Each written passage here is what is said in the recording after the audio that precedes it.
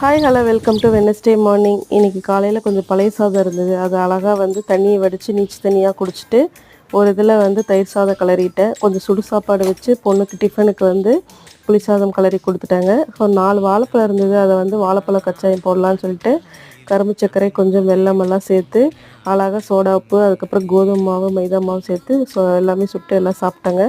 சாப்பிட்டுட்டு அவங்களும் பார்த்திங்கன்னா ஸ்கூலுக்கு எல்லாமே கிளம்பிட்டாங்க. கிளம்பி முடிச்சுட்டு ஈவினிங் வந்து தங்கச்சி வீட்டுக்கு போகலாம் அப்படின்னு சொல்லிட்டு பிளானுங்க. ஸோ போகிற வழியில் என்னோடய ஃபேவரட் பானிபூரி கடை பொள்ளாச்சியில் அப்படியே போய் சாப்பிட்டுட்டு எப்போவுமே அங்கே போனால் கண்டிப்பாக சாப்பிடுவோம். எல்லாம் சாப்பிட்டுட்டு தங்கச்சி பையனுக்கெல்லாம் ஐஸ்கிரீம் எல்லாம் போயிட்டு எல்லாமே வாங்கிட்டு அப்படியே ஒரு வழியாக தங்கச்சி வீட்டுக்கு போயிட்டாங்க. அங்கே போயிட்டு அவனுக்கு ஐஸ்கிரீம் எல்லாம் கொடுத்துட்டு நாங்களும் நைட்டு சுண்டல் டீ எல்லாமே அப்படியே அவங்க தங்கச்சி கொடுத்தா எல்லாமே சாப்பிட்டுட்டு கொஞ்சம் நேரம் சாங்கெல்லாம் வைப் பண்ணிவிட்டு அப்படியே நைட்டு தக்காளி சாப்பாடு சூடாக 1 பாட் ரைஸ் வச்சாங்க. அப்பாவும் வந்தாங்க. கொஞ்ச நேரம் பேசிட்டு எல்லாம் அம்மா அப்பா பார்த்துட்டு வந்தாங்க.